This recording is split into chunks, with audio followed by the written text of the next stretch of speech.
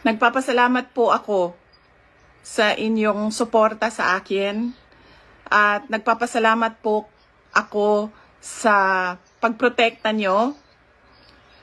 Unang-una po kay Yusek Zulaika Lopez at sa lahat po ng mga personnel ng Office of the Vice President. Lalong-lalo na po bukas dahil meron na naman pong hearing doon sa House of Representatives na ang Committee on Good Governance. Nagpapasalamat din po ang pamilya ni Yusek Laika Lopez, lalong-lalo na ang kanyang ina na si Nina Tanglao, sa inyong tulong sa kanyang anak, sa inyong pagbabantay sa kanya. Alam po natin, malaki po yung trauma na pinagdadaanan niya ngayon. Minsan po nakakahawa dahil po sa harassment and threat to her life. Alam ko po, busy po kayo lahat. Lahat kayo kailangan maghanap buhay dahil mahirap ang buhay ngayon. Pero nandyan kayo para magpakita at magbigay ng suporta sa akin at sa opisina ng Vice President. Gusto ko lang ipaalala sa ating mga kababayan na ayaw natin ng kaguluhan. Na tayo ay may karapatan sa peaceful assembly at tayo ay may karapatan na magsalita kung ano yung nararamdaman natin at gusto nating makita mula sa ating gobyerno. Ang gusto natin makita ay genuine public service. Kung maalala niyo po, hindi ako sumama o sumali kahit sa anumang panawagan ng pagtanggal sa Pangulong Marcos sa kanyang pwesto. Bumisita ako sa rally ng Kingdom of Jesus Christ sa Bonifacio noon dahil nakiramay o nagkipagsimpatiya ako sa kanilang nararamdaman at hirap na pinagdadaanan.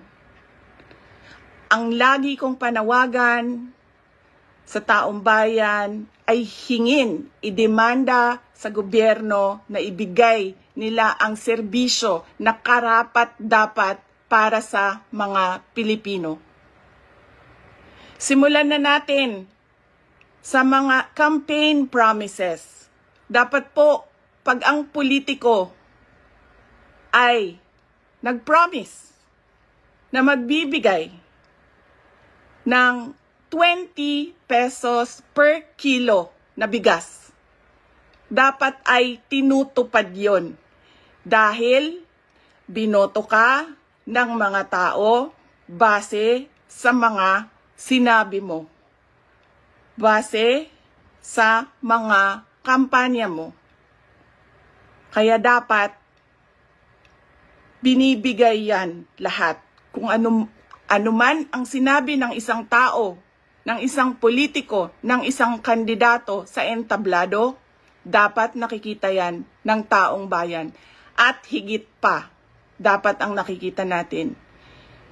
Hindi tayo dapat naghihirap, hindi tayo dapat pinapahirapan, kundi dapat nagpapakitang gilas ang ating gobyerno na sila ang pinakamagaling pagdating sa hustisya at karapatan ng mga mamamayan at kabutihan, kaunlaran at peace, kalinaw, kapayapaan sa bayan. Ulitin ko, dapat hinihingi natin sa ating pamahalaan ang karapat-dapat para sa isang maunlad at mapayapang lipunan. Mga kababayan, nararamdaman ko kung ano yung matagal nyo nang nararamdaman. Sinubukan ko na magtrabaho ng maayos sa Department of Education dahil yun naman ang aking pangako sa inyo. Ginamit ko ang pangalan ko, Sara Duterte, Inday Sara Duterte. Sabi ko sa inyo, trabaho, edukasyon, mapayapang pamumuhay. Pero, anong nangyari? Binastos ang budget, ang Department of Education. Hindi ko na kailangan magbigay ng ebidensya.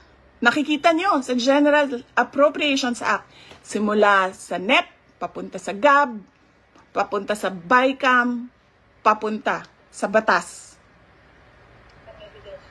Nakikita natin yon.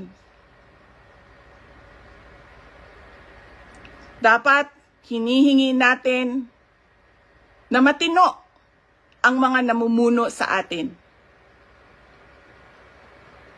Sinabi nila, ako daw ay krung-krung. Ako daw ay baliw. Ako daw ay wala sa tamang pag-iisip. Ano bang sabi ko sa inyong lahat? Psychological test, kahit ano yan, neuropsychiatric test, kahit anong pang test yan. Gagawin ko yan. Dagdagan ko pa ng drug test.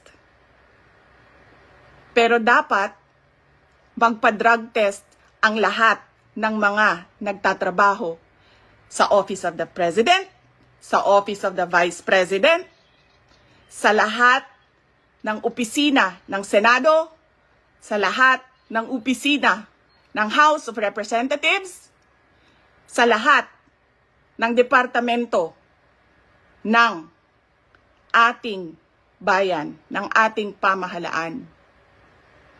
'Di ba? Ano pang test ang gusto niyong idagdag ko?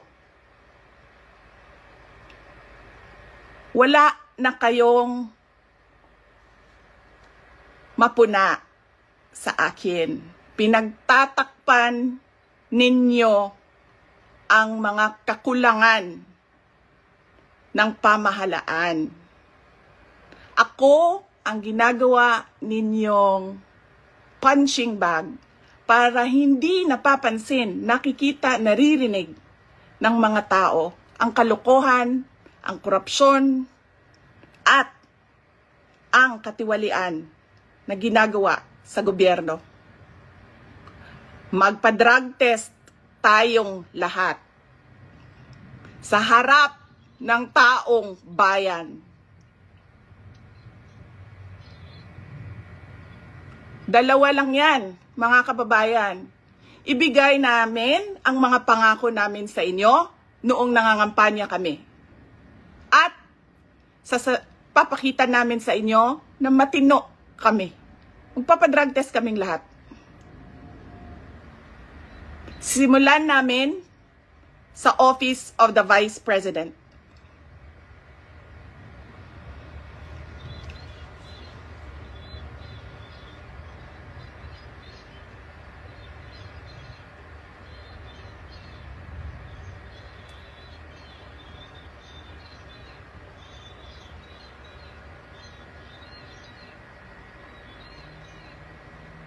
Ayaw nila tayo tigilan dahil hindi tayo sumusunod sa kanila. Hindi tayo nabibili ng pera. Ano pa ba ang kailangan ng isang taong sanay na sa hirap na wala na siyang ibang alam kundi ang maging mahirap dahil hindi niya nakikita ang hustisya mula sa gobyerno?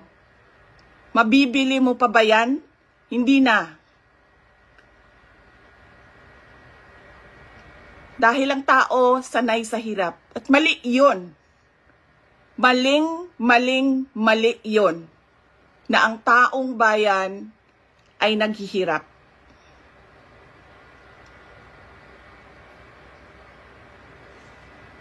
Mga kababayan, Ulitin ko ang aking pagpapasalamat sa inyong suporta, sa inyong pagprotekta, at lalong-lalo na sa inyong pagmamahal. Nararamdaman ko yon. Mahal ko kayong lahat. Mahal ko itong bayan natin. Wala na po tayong ibang bayan. Hindi po tayo mga politiko at mga mayayaman na meron pong bahay kung saan-saan. Sa Australia, sa Singapore, sa Amerika, sa Spain, sa Europe, kung saan-saan ang mga bahay nila. Napakadali sa kanila na talikuran ang bayan. Pero tayo, saan tayo pupunta? Sa mga probinsya lang natin. Sa Samar, sa Leyte, sa Cebu, sa Bohol, sa Siquijor, sa Negros Oriental, sa Negros Occidental, sa Panay Island, sa Mindanao, sa Luzon. Doon lang tayo makakapunta, makakauwi kung magulo ang bayan. Pero ang mga mayayaman at mga politiko, iiwanan lang tayo. Kaya mga kababayan, paniguraduhin nyo na hinihingi ninyo sa gobyerno kung ano yung karapat-dapat para sa ating lahat. Hindi lang karapat-dapat para sa mga politiko at mayayaman. Nagpapasalamat po ako at paalala po ulit sa inyong lahat, peaceful assembly sa ilalim ng freedom of speech ang ating hangad.